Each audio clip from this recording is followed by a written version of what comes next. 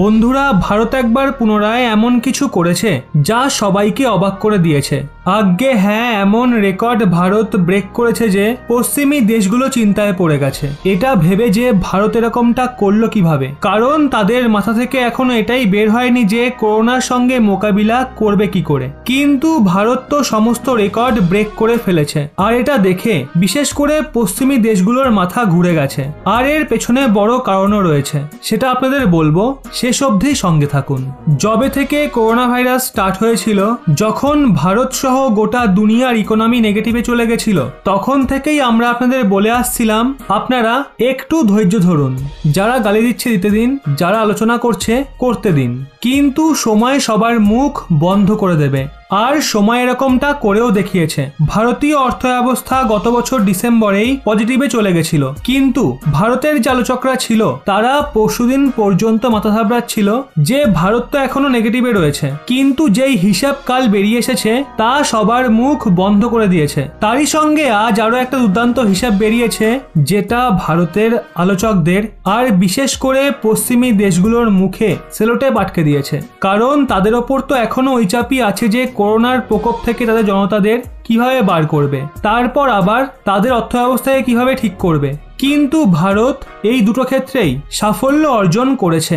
করোনার মামলায় তো ভারত সবার আগে রয়েছে, আর এখন অর্থব্যবস্থার মামলায় বিশেষ করে বিদেশি মুদ্রা ভান্ডারের ক্ষেত্রে ভারত আরও এক বড় রেকর্ড ব্রেক করে ফেলেছে। আজ্ঞে হ্যাঁ, ভারতীয় বিদেশি মুদ্রা ভান্ডার প্রথমবার $16 বিলিয়ন জাম্প দিয়েছে। $16 বিলিয়ন জাম্প এক সপ্তাহের মধ্যে লাগিয়ে ইন্ডিয়ান ফরেক্স রিজার্ভ পৌঁছে গেছে $590 বিলিয়ন।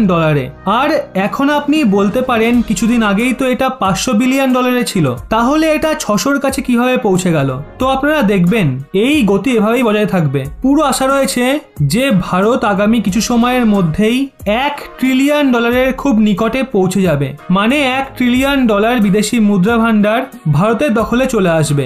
এটা ভীষণই বড় একটা ব্যাপার, কারণ $1 ট্রিলিয়ন বিদেশি মুদ্রা ভান্ডার মানে ভারতের ইকোনমিক সুপার পাওয়ার হওয়ার রাস্তা একেবারে পরিষ্কার হয়ে যাবে। আজকের সময়ে নিজের অর্থব্যবস্থাকে $5 ট্রিলিয়ন নিয়ে যাওয়ার জন্য ভারতের দরকার অনেক বেশি বিদেশি ইনভেস্টমেন্ট। আর এর জন্য যে বিদেশি ইনভেস্টাররা হয় তারা যে কোনো দেশের বিদেশি মুদ্রা ভান্ডারকেই দেখে, কারণ তারা জানেন যদি ওই দেশের অর্থব্যবস্থায় কোনো রকম অবনতি ঘটে তবে ওই দেশ নিজের কাছে মজুদ বিদেশি মুদ্রা ভান্ডারের দমে নিজের মার্কেটকে পুনরায় তুলে নেবে। আর এর ফলে বিদেশি ইনভেস্টাররা ভরসা পায় যে ওই দেশি ইনভেস্টমেন্ট সুরক্ষিত থাকবে। আর এখন বর্তমানে ভারতের বিদেশি মুদ্রা ভান্ডার যে $600 বিলিয়ন কাছাকাছি পৌঁছে গেছে, সেটাও একটা বিশাল ব্যাপার। কিন্তু $1 ট্রিলিয়ন বিদেশি মুদ্রা ভান্ডার প্রত্যেকটা দেশের স্বপ্ন, আর যদি ভারত এই টার্গেটকে অ্যাচিভ করতে পারে তবে সেটা ভারতের মার্কেটকেও সিকিউর করবে।